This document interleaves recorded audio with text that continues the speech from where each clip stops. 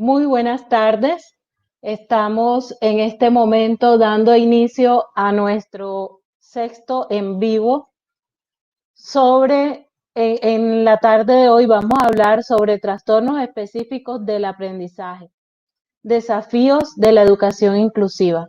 Entonces, debido a que en las semanas anteriores hablamos de los desafíos de la educación inclusiva y se notó que habían algunas dificultades con relación a la diferenciación de los conceptos entre algunos trastornos del desarrollo y trastornos específicos del aprendizaje. Entonces decidimos en el día de hoy compartir la experiencia acerca de la profundización en estos conceptos de trastornos específicos del aprendizaje.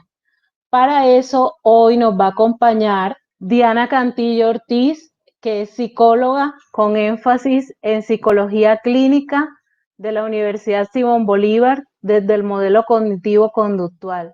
Tiene 4 años de experiencia en el área educativa y primera infancia y nos acompaña en la presencia salesiana desde hace 1 año y medio.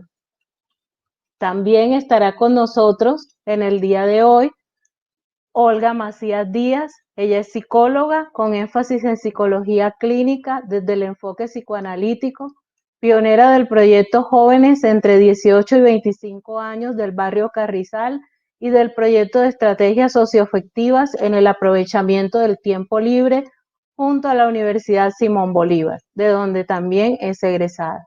Es capacitadora y líder de UNITAR, proyectos líderes por la paz y la reconciliación, y lleva experiencia de 5 años en el área educativa. Olguita lleva 6 años con nosotros en la institución. Entonces, en este momento, les damos la bienvenida a Olguita y a Diana, que compartirán con nosotros sus experiencias acerca de este tema que nos convoca hoy, que es trastornos específicos del aprendizaje. Buenas tardes para Olguita y para Diana. Bueno, entonces vamos a iniciar nuestro trabajo de hoy preguntándonos qué es eso de los trastornos específicos del aprendizaje.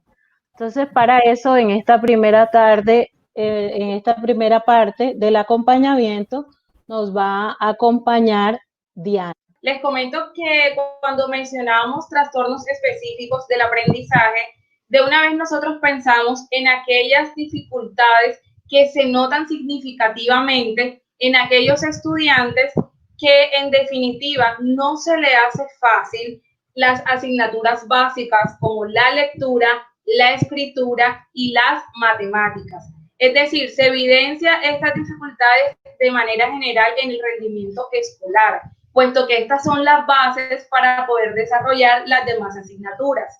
Donde nos damos cuenta también que estamos frente a un trastorno específico del aprendizaje, cuando vemos que la edad cronológica y el grado escolar en el que se encuentra el estudiante no va acorde a esos conocimientos que él tiene. Les coloco un ejemplo. Cuando vemos que hay un niño que está en 5º grado, que ya debe tener entre 10 y 11 años, y sé que les ha pasado que tienen en su salón niños que aún no tienen una lectura fluida y se supone que en ese grado escolar ya debería de leer de manera fluida, ya no debería de cancanear, no debería de tener tantos errores de pronto en la parte ortográfica o en la gramática, que son las características principales que tienen estos trastornos. En el caso de las matemáticas, vemos que no hay un buen procesamiento de la información numérica, vemos que no hay un razonamiento lógico como debe de ser. Entonces, de manera general, ya vamos a explicar más adelante en qué consiste cada uno y sus nombres, pero de manera general, esto es lo que a nosotros nos hace ver enseguida que está habiendo alguna afectación. Quiere decir, Diana, que a veces los niños con trastornos específicos del aprendizaje pueden pasar en nuestras escuelas como desapercibidos, porque lo que tienen aparentemente es poco acceso a dificultades específicas en áreas específicas del aprendizaje, no en todas las áreas. ¿Es así? Sí, señora, son áreas específicas. Por lo general está muy asociado que si un niño tiene poca comprensión lectora, entonces por lo general muestra dificultades en la parte numérica. ¿Ya? Entonces sí están relacionadas, pero no necesariamente quiere decir que el estudiante tiene un trastorno del aprendizaje de manera general. No, solamente es específico. Muy bien, gracias. Entonces, ¿cómo podemos los profes identificar la presencia de trastornos específicos del aprendizaje? ¿Cómo lo podemos hacer? Hay varias formas como docentes. Lo primero es identificar qué sería lo esperado en el grado escolar donde se encuentran los niños y las niñas.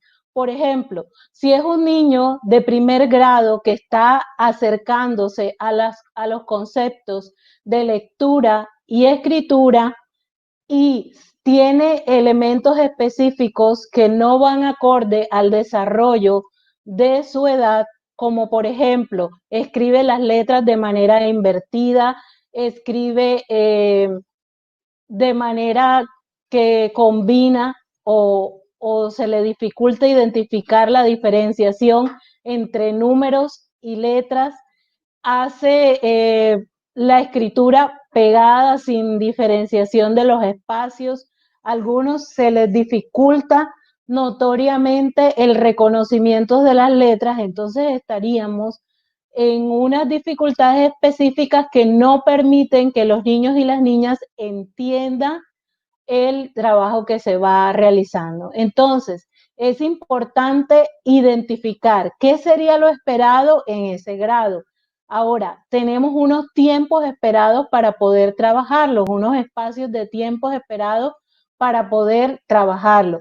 ¿Qué quería decir eso? Que podríamos tener 1 o 2 o 3 años, por ejemplo, al tercer grado de espera para poder ya evaluar y detectar el trastorno.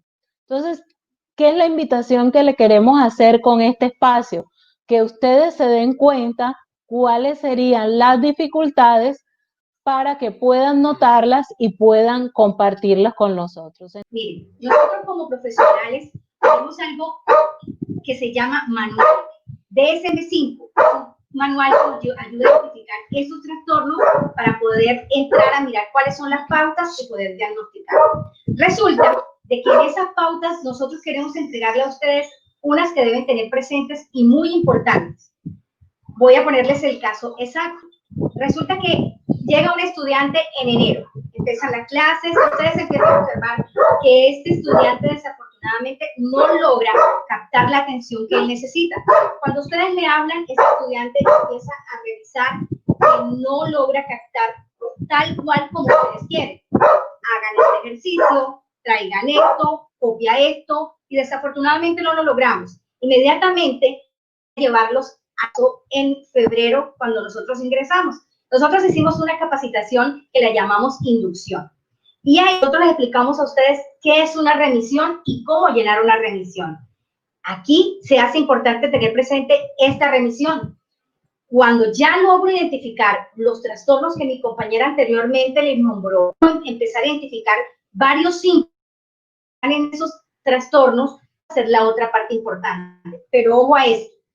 Yo no voy a diagnosticar un trastorno porque no tenemos esas características que ayudan a identificar un trastorno. Yo tengo que llevar el caso para que el bienestar lleve y emplee las estrategias que usan para identificar esos trastornos. Entonces, miren, ¿qué ven ustedes? Primero, el docente inmediatamente empieza a ver que el estudiante no cumple con la edad cronológica para hacer las tareas. ¿Qué está pasando? Hablemos de lectura. Un estudiante de 10º grado empieza a leer en la Eucaristía y empieza a hacerlo de la siguiente manera. Según el Evangelio San Juan. ¿Qué pasa? ¿Por qué hacerlo de esa manera? Empezamos a identificar esas cosas. Después podemos identificar cómo un estudiante no le va bien en cada periodo. Vemos que cuando nosotros le hablamos su atención es dispersa. Y empezamos a identificar, ustedes conscientes este proceso.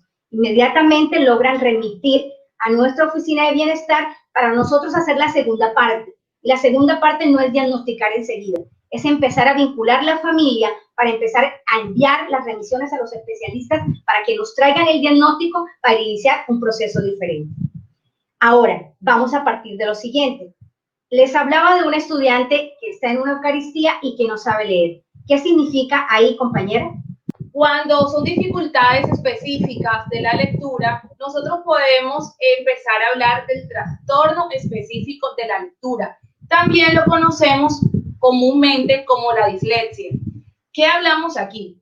Que es cuando ocurre que hay zonas del cerebro que están afectadas y que no logran que este estudiante o esta persona logre interpretar o logre procesar de manera adecuada los símbolos propios del lenguaje. Y podemos hablar no solamente del lenguaje oral, sino del lenguaje escrito y también del no verbal. Definitivamente van a haber omisiones, sustituciones, adiciones, pero el estudiante siempre va a tener la dificultad en la parte gramatical principalmente. Una cosa está ligada con la otra. El estudiante no tiene esa capacidad para la conciencia fonológica.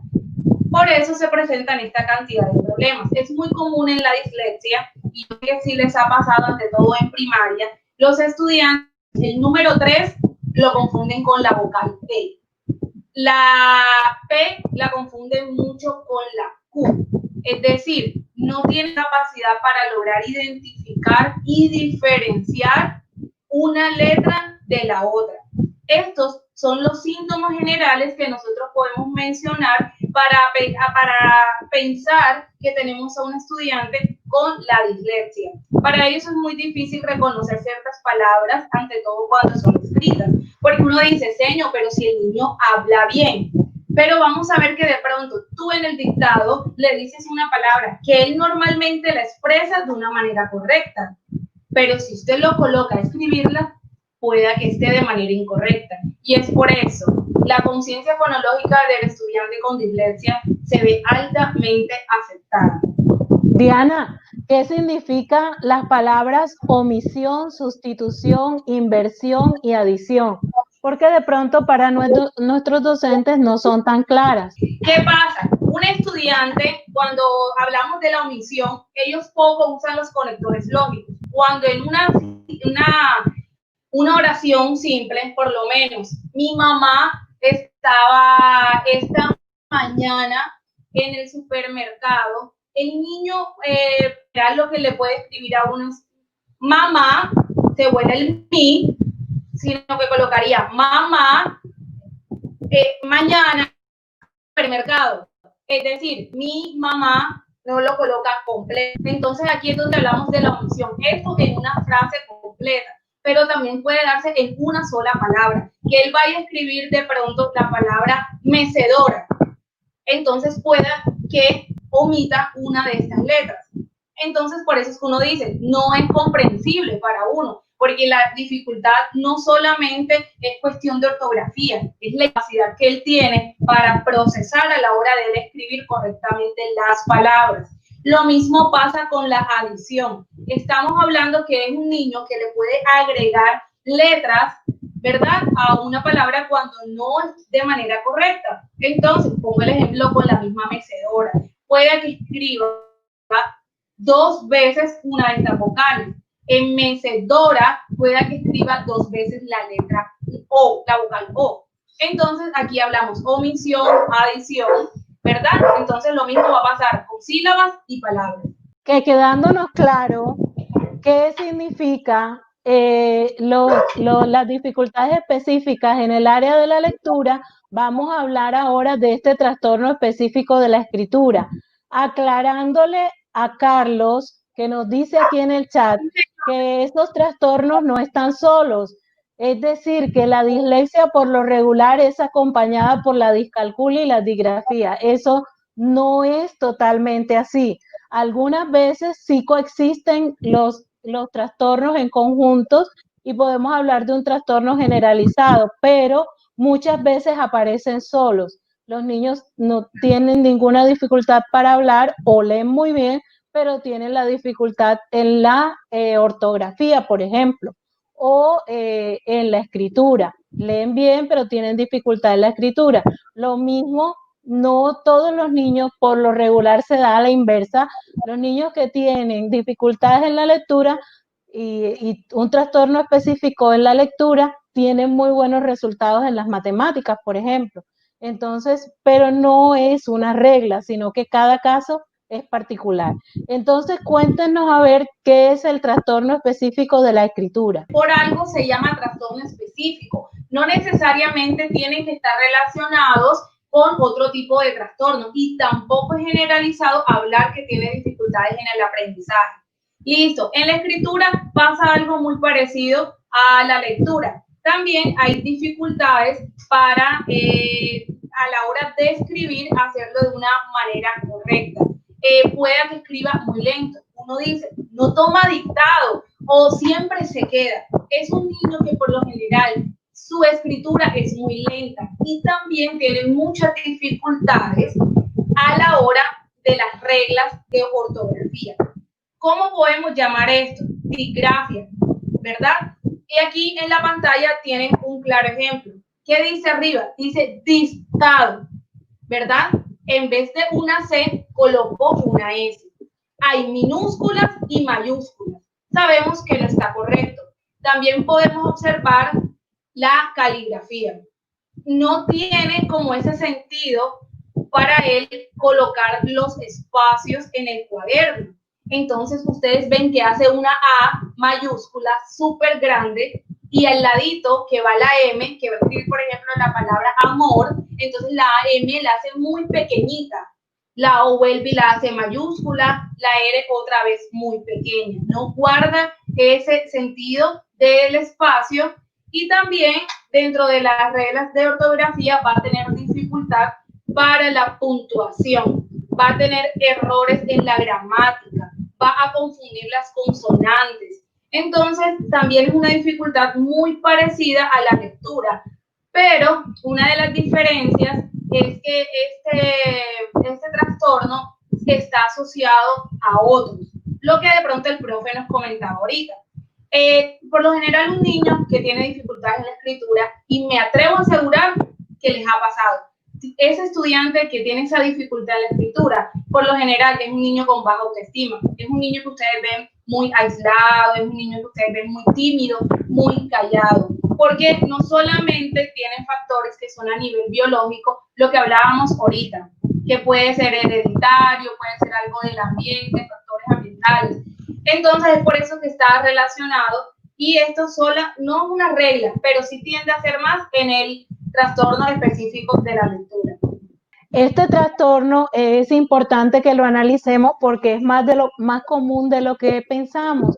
Y recordemos que la escritura, ¿por qué pasa eso que nos comentaba Diana? Diana nos dice, a los niños se les dificulta socializar y compartir cuando tienen dificultades en la escritura. La lectura es algo que entra a nosotros, pero la escritura es la producción, lo que sale de nosotros, lo que nosotros compartimos a los demás.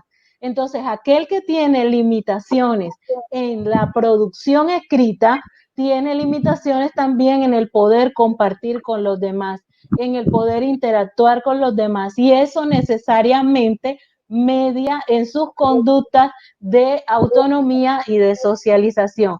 Esa es la razón por la cual eso coexiste, ¿verdad? Y son importantes. Además, los trastornos específicos del aprendizaje tienen algo muy particular, que es que segregan, porque la mayoría de los docentes no nos damos cuenta de que estamos ante un trastorno y simplemente exigimos al niño que responda a lo que nosotros queremos como en exigencia académica, pero no nos damos cuenta que el niño realmente no lo puede hacer. Necesita una intervención para poder responder a ese trastorno.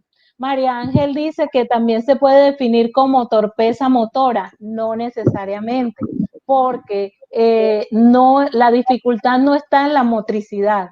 Incluso encontramos niños que tienen disgrafia, que tienen una elaboración de letra muy bonita, como un dibujo, pero presentan dificultades en los errores que mencionaba Diana.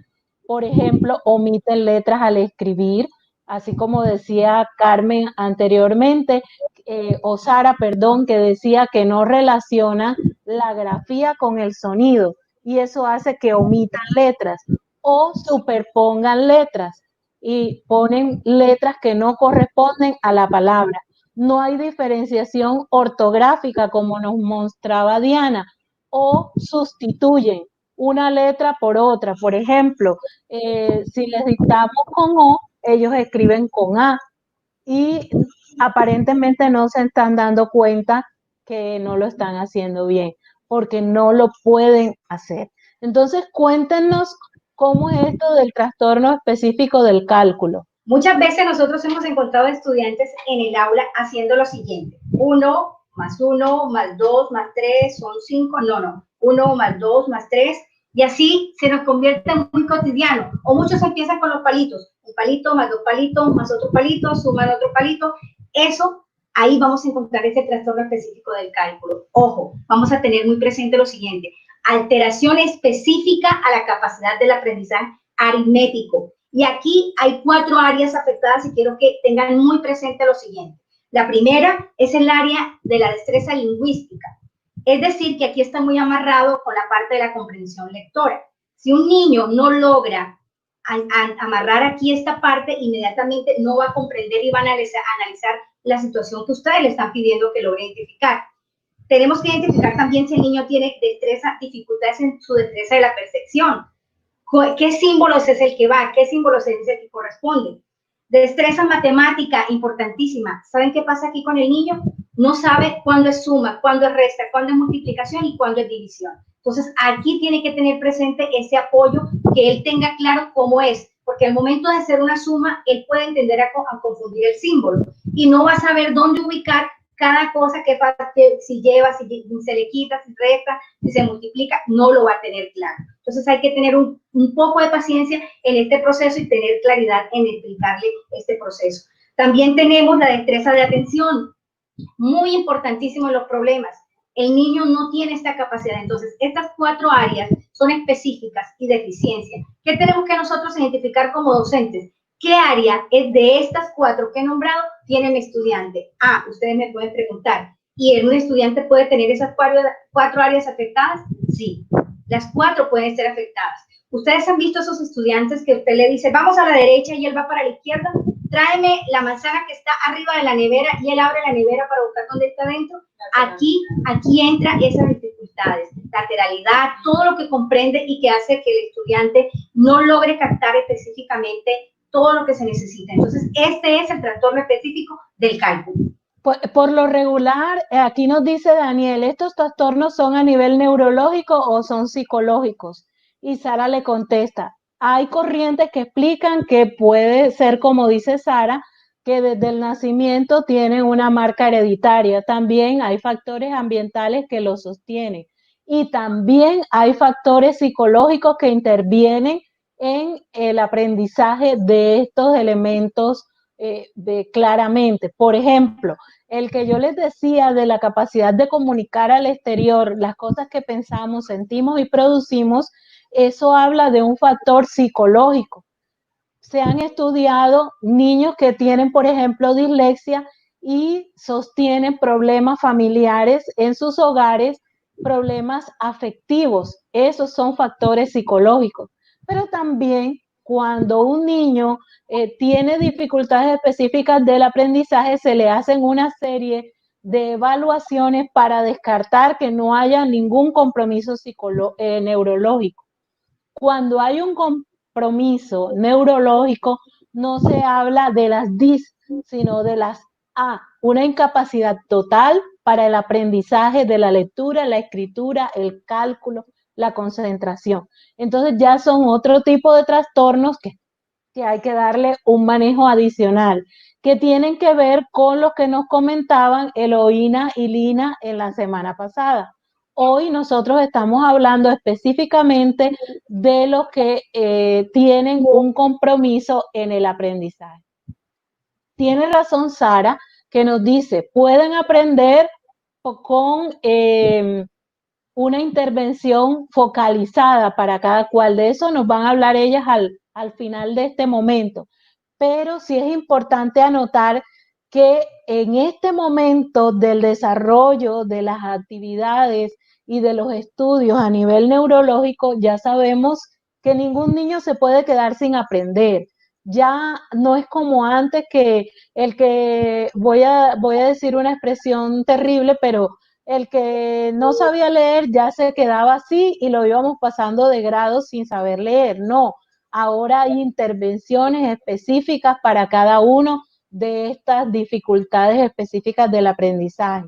Entonces, por eso estamos abriendo este espacio para que ustedes lo conozcan, nos ayuden a identificar ciertos rasgos característicos y puedan compartir con ellas, las orientadoras escolares, y entonces sí podamos atender de una manera más pertinente nuestra población. En nuestra población abundan este tipo de trastornos. ¿Por qué? Porque hay condiciones ambientales, psicológicas y neurológicas que inciden determinantemente en el aprendizaje. Entonces, hay que ver qué cantidad de estudiantes tenemos en esta situación y qué podemos hacer con esos estudiantes. Para eso son estos espacios. Entonces, ahora ellas nos van a explicar qué es el trastorno por déficit de atención con y sin hiperactividad. Bueno, llegamos a un trastorno en el que salen muchas personas que empiezan a hablar sin tener el conocimiento y tenemos que cuidarnos mucho de esto.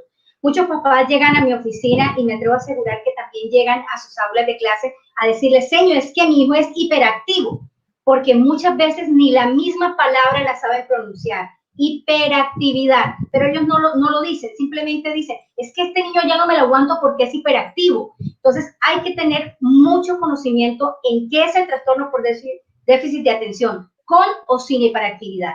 Se caracteriza por el patrón persistente en los mismos 6 meses que le hablamos al principio de inatención, hiperactividad, impulsividad. Inicia desde la niñez y se mantiene hasta la adultez. Hay muchas personas que nosotros conocemos que tienen este trastorno, pero que no ha sido un impedimento para hacer su vida sin ninguna dificultad. Simplemente ha existido un proceso. Entonces ahora vamos a mirar y vamos a empezar a identificar cada uno. ¿Listo? Entonces tenemos, no presta atención. Mucho cuidado con esto. Este trastorno puede estar solito. Déficit de atención, simplemente aquí no va a haber, no tiene que tener hiperactividad, no tiene que tener impulsividad. Entonces, en este caso, la persona presenta problemas para mantenerse concentrado. Le es difícil. Cuando ustedes le hablan, se les dificulta, no les entienden. También suelen perder las cosas de manera rápida. Niño, ¿dónde está tu lápiz? Y es el que llega todos los días a la casa diciendo, mami, se me perdió el lápiz. Mami, tal cosa. Mami, no encontré esto. Mami, no sé. ¿Dejaron tarea? No sé. O están en clase y ustedes están explicando y el niño está por allá mirando lejos. No saben en qué momento empezar a concentrarse. Entonces, este niño puede haber simplemente que tenga este trastorno, déficit de atención. Pero también tenemos este chico impulsivo, ese que actúa sin pensar, ese que no tiene la característica para mantener el control, sino que no va enseguida actuando, camina, se levanta, hace y coge y automáticamente hace el proceso en el que ustedes empiezan a ver la dificultad y nosotros miramos, oiga, pero es que este muchacho, ¿qué es lo que le pasa? ¿Por qué no se queda quieto? Y el que se mueve en exceso, que es el famoso hiperactivo. Entonces, hay que mirar claramente cuáles son las características que tiene cada uno de ellos. No podemos entrar a confundirnos. Tenemos que tener presente TDAH, tenemos que tener presente impulsividad, atención y hiperactividad, para que nosotros podamos identificar. Cuando a nosotros nos llega un diagnóstico claro. A nosotros no nos dicen, el niño es hiperactivo. No, hay que entrar a nosotros hacer un análisis, una revisión externa, para que ellos nos identifiquen en qué clase de trastorno TDAH está este niño y de esta manera poder empezarle a brindar el apoyo. Olguita, dame un momentico porque aquí el chat se ha movido con relación a lo que estamos hablando anteriormente y no quiero que se pase porque se va pasando y se nos quedan las preguntas pendientes. Lo primero es que Carlos Fernández nos dice que acabo de decir que la ubicación y la orientación tienen que ver con la propiocepción.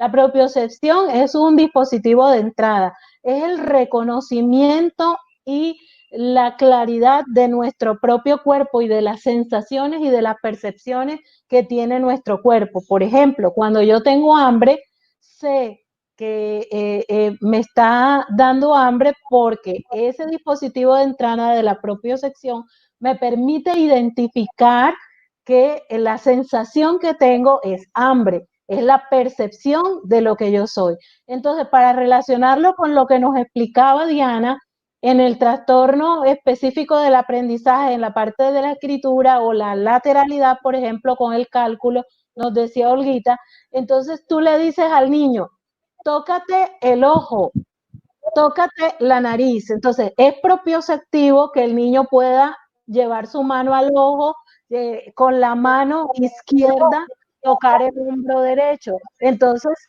porque el niño, nosotros somos conscientes de dónde está nuestro cuerpo. Propioceptivamente, ese niño no lo puede hacer, o sí lo puede hacer, no sabemos cómo está estructurado el trastorno que tiene. Entonces es importante que se trabaje esa lateralidad cruzada y la identificación de nuestro cuerpo. Ahí juega el papel fundamental lo que se hace en el grado preescolar, de que el niño identifique las partes de su cuerpo en él mismo, en el otro como espejo y cruzadamente para poder sacar adelante ese trastorno. No se puede hablar de ese trastorno si no se ha educado en él. O sea que si yo no he hecho elementos para educar al niño y formar al niño, para que el niño aprenda esas cosas, yo no puedo hablar de trastorno, porque simplemente es que el niño no está formado en eso. Lo otro es que Hernán nos decía que si había una prueba, claro, hay pruebas y hay unos pautas de evaluación para cada uno de estos trastornos. Hay un especialista, en primer lugar el psicólogo, para evaluarlo y hacer este conjunto de pruebas. Sí, estos trastornos se pueden diagnosticar con pruebas y hay pruebas específicas para cada uno de estos trastornos que se pueden aplicar. Aunque sospechemos, debemos esperar el diagnóstico de un especialista, claro que sí. Ahora vamos a hablar de los niños con TDAH. Lo importante de un niño de TDAH es tener la intervención temprana de acuerdo a su diagnóstico. Claro está, ya Olguita decía que no estamos llamados ninguno de los docentes a ponerle nombre a ese diagnóstico. Estos niños pueden reprobar el año escolar, eso hay que verlo, Snyder, hay que revisarlo particularmente, porque como decía anterior, si no tienen el entrenamiento necesario, en este momento la falla es para nosotros como institución, no para los estudiantes. Estos niños tienen que tener un acompañamiento interdisciplinario, tiempo adicional de trabajo, actividades particulares para ellos, para que puedan alcanzar los logros, porque si no, no lo van a hacer. Entonces, ahora sí regresamos al trastorno de déficit de atención con y sin hiperactividad. Aquí hay algo muy importante que tenemos que tener presente, queridos profesores, y es que nosotros tenemos que aprender a identificar. El TDAH muchas veces se confunde con un problema de comportamiento, normas y reglas en la casa. Si un niño se mueve en exceso, podemos decir que es hiperactivo, pero ¿en qué sentido? Si un niño que usted le da la instrucción, por favor, siéntate, y el niño atiende el sentarse, simplemente ustedes notan que lo hace cuando usted no está o cuando quiere molestar por molestar, no estamos hablando de un trastorno de hiperactividad. Si vemos un estudiante que usted le dice una y mil veces y se levanta, algo está pasando. Lo mismo pasa cuando este estudiante empieza en un proceso en el que no logra comprender lo que usted le está diciendo. Si usted lo hace de una manera y usted sabe que sí le está entendiendo, hay falta de autoridad. Entonces tenemos que mirar y tener presente el comportamiento en ese trastorno, no entrar a confundir, porque una cosa es falta de autoridad en la casa, reglas en el aula de clase, y otra es el trastorno como tal. Olguita, nos están preguntando, Jennifer, que cuál es el manejo que se le da a los niños ya diagnosticados. En este momento se manejan recomendaciones que el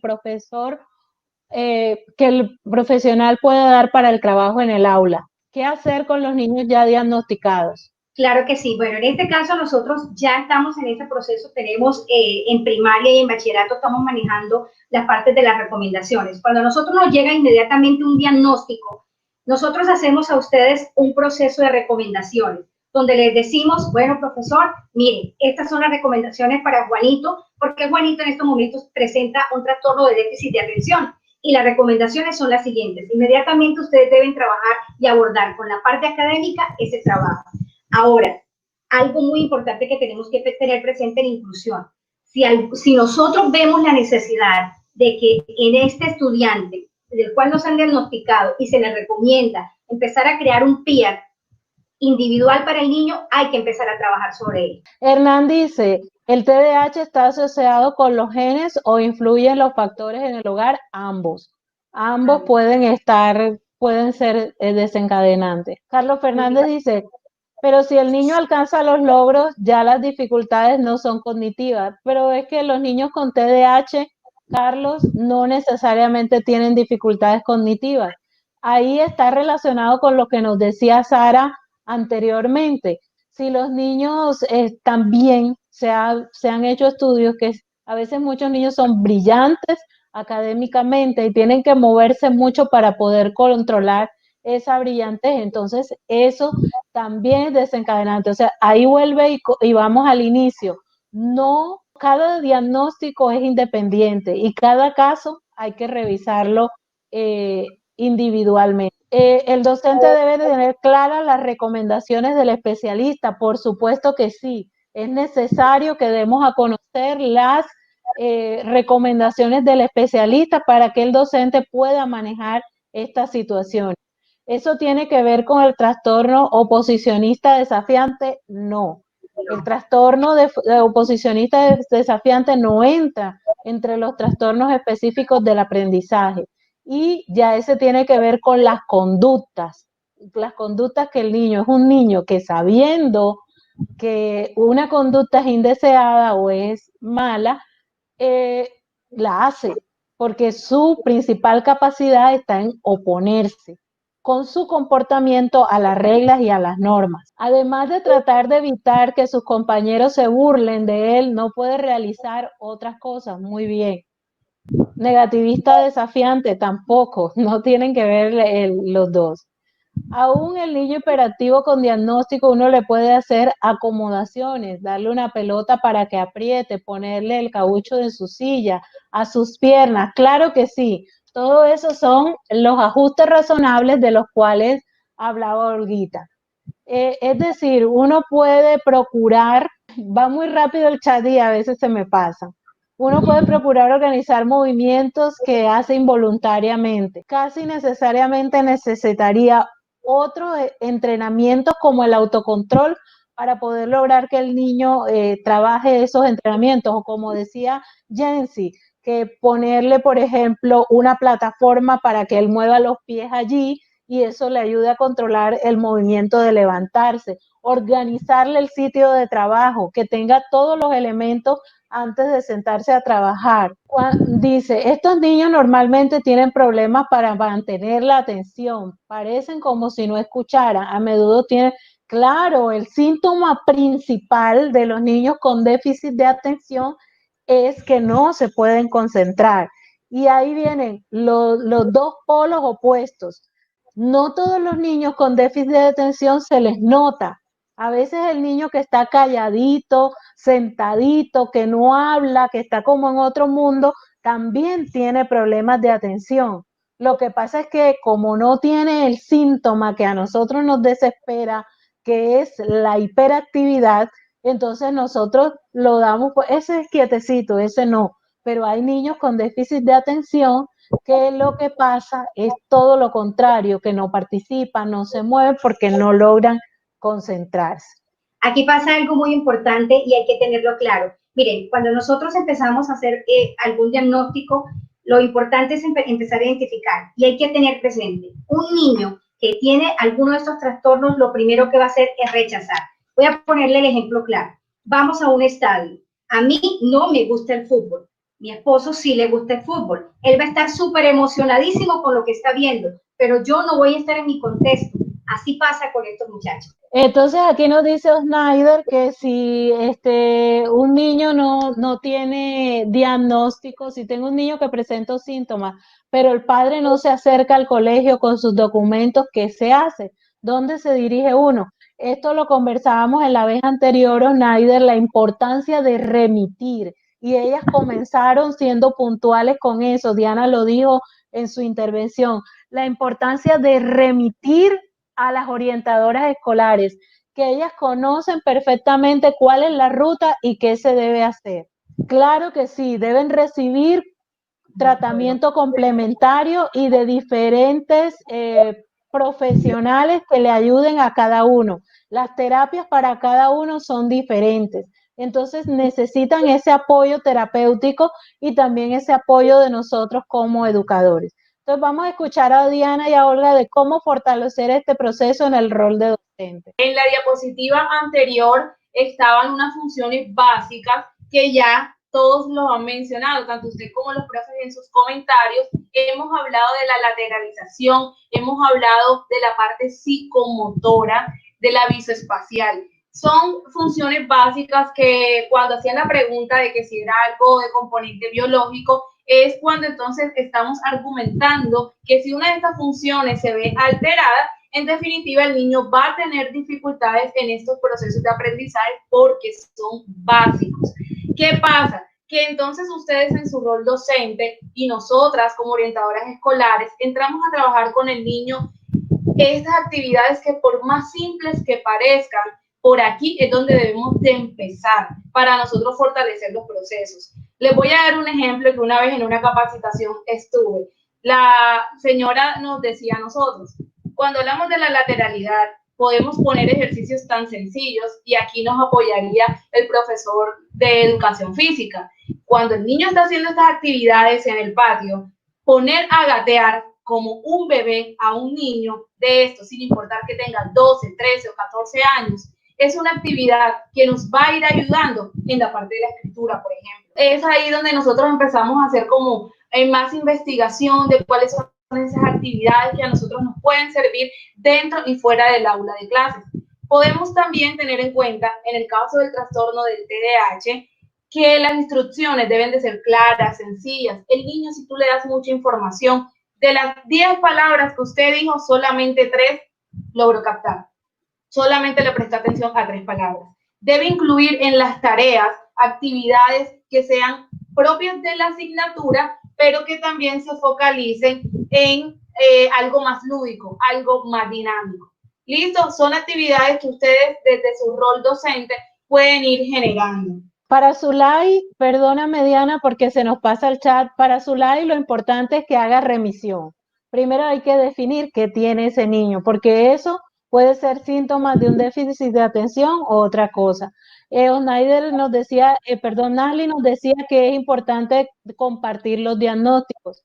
Los diagnósticos no se pueden compartir porque hacen parte de la privacidad de los estudiantes. Eso es reserva del departamento que así el colegio haya definido que lo debe tener. Entonces es importante que ustedes compartan las orientadoras, las recomendaciones necesarias para que los profes puedan manejar esos niños y que trabajar y que el profesional encargado del acompañamiento a esos niños comparta esa información con el colegio. Es importante el tratamiento médico, ya que la medicina juega un papel importante en ayudar a bajar estos niveles de energía. Sí y no, Marcela. Está comprobado que muchos aspectos de esto se pueden trabajar con terapias, que a veces el tratamiento con medicamentos, por ejemplo, en déficit de atención, tienen otros factores desencadenantes. Pero cuando ya se han agotado todos los recursos, es necesario también la medicación, pero eso ya es un profesional en el área de la medicina que puede trabajar. Las remisiones son nuestro apoyo para ayudar a los estudiantes. Claro que sí, Carmen, hay que pasar remisiones, hay que remitir para dar a conocer lo que se va trabajando. La remisión, el acompañamiento interno y externo, las pautas a seguir en el trabajo con nuestros estudiantes, con estas dificultades son nuestras herramientas de fortalecimiento. Así es, Isabela.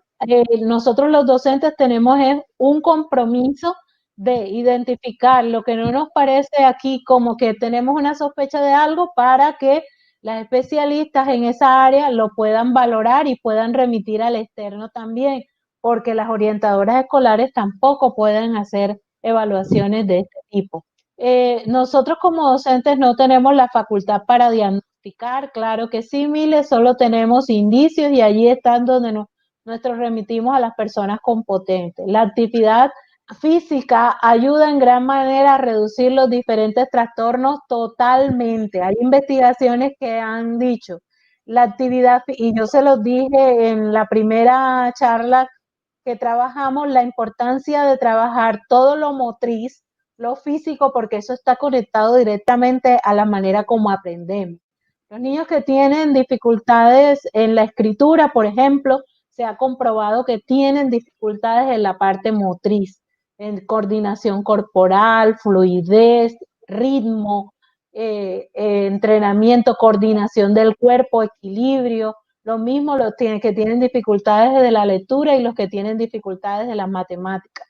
Y qué decir los que tienen dificultades en la atención. Entonces es importantísimo el trabajo de la educación física, por eso que les he dicho muchas veces que esa clase no se puede quitar en este momento y que es oportunamente necesaria en este momento. Siempre deben ser lúdicas, llamar la atención. ¿Qué hacer que si un papá se niega a remitir a un niño a un especialista, Diana y Olga?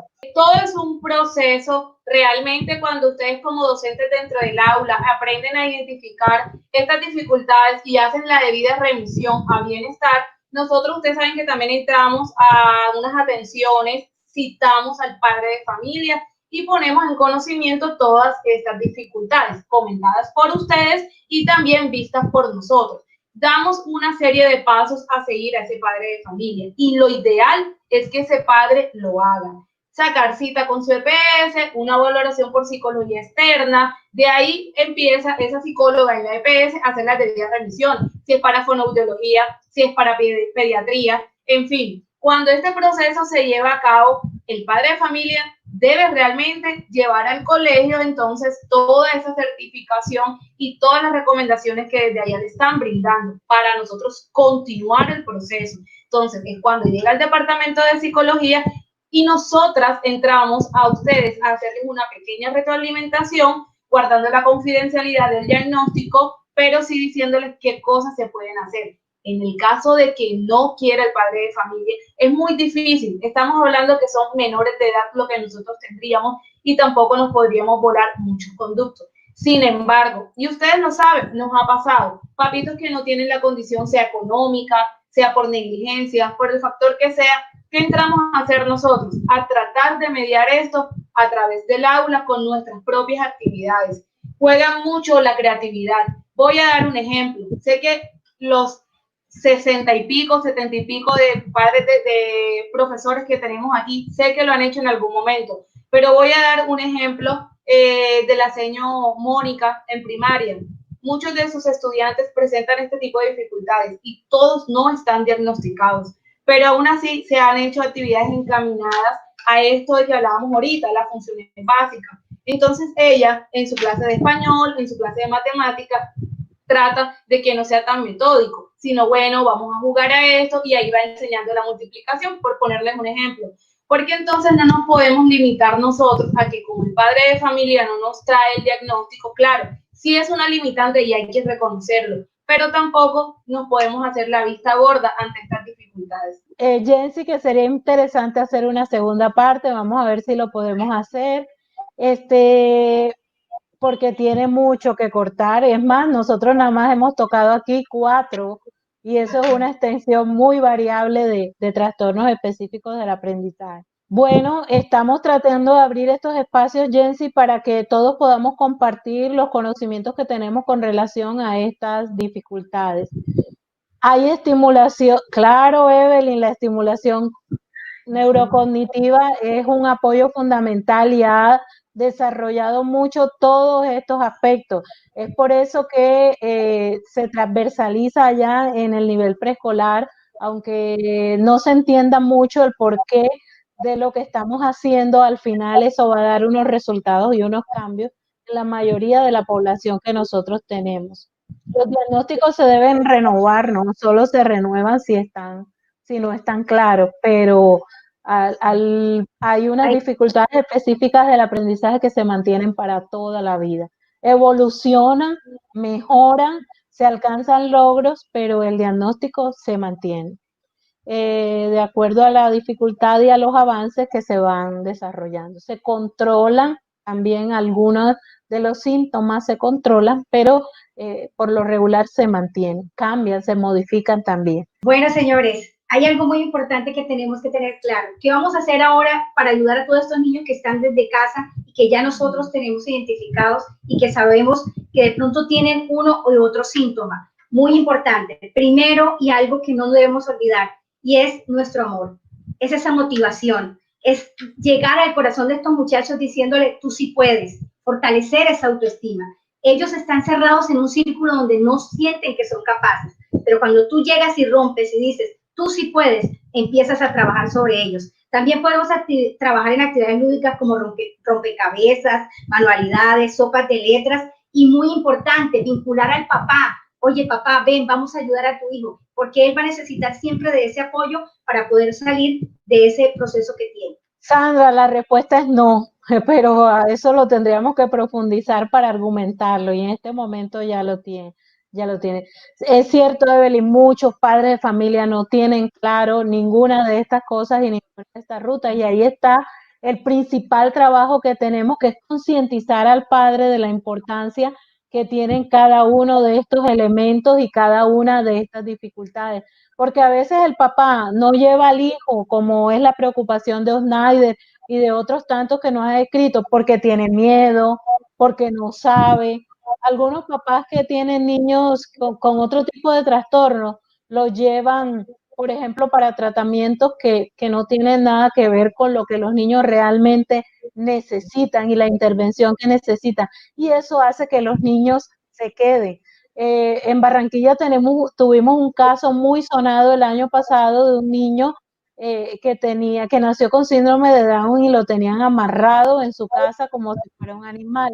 Eso tiene que ver con el desconocimiento de cuál es el potencial de estos niños, hasta dónde puede llegar y que hay recursos en este momento que se pueden trabajar y que podemos implementar para que los niños logren mucho más de lo que esperamos. Y eso es lo que nosotros tenemos que conocer como docentes, que todos los niños tienen oportunidades y que estamos llamados nosotros a trabajar y a crear esas oportunidades. Así como lo dice Olguita y Diana, con creatividad, con lúdica, con nuestros propios recursos, porque lastimosamente no hay recursos para eso en muchas ocasiones, pero investigando, mirando cómo yo me apropio de técnicas y procedimientos para mejorar mi práctica.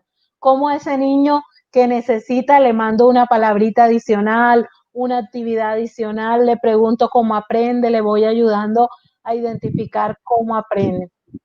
Definitivamente, Vanessa, los padres tienen que ser aliados indispensables en este trabajo. Perdón, es Osnaider, la capacidad del cerebro es inagotable. Lo que pasa es que hay que trabajarla, estimularla, hacer todos los días cosas para que pueda crecer y se adapte a nuevas experiencias. Entonces, con esto les damos las gracias. Comenzamos a la 1:05, a la 1:05, son las 2:04. Entonces, les damos las gracias a Olguita y a Diana por participar de esta actividad, por compartir con nosotros. Gracias a todos los docentes que se conectaron. De verdad que es un espacio que estamos creando con todas las limitaciones que podamos tener. No se imaginan la cantidad de limitaciones que teníamos a las 11:30 y a la 1:05. Entonces ruego que nos perdonen porque estamos haciendo un ejercicio completamente nuevo para todas tres, ¿verdad? Olguita se tuvo que ir de su casa para allá, para donde Diana, literalmente se tuvo que ir porque no alcanzaba a conectarse, no podía tener la capacidad. Entonces, les agradecemos, que nos disculpen por los inconvenientes del inicio, pero ojalá que esta información les sirva a todos y sea de ayuda para el trabajo que están realizando. Entonces, Olguita y Diana, ya estamos pasadas de tiempo, pero bueno, gracias por estar con nosotros, gracias por compartir, gracias por sacar un espacio de su tiempo para preparar esta actividad para nosotros. Muchas gracias.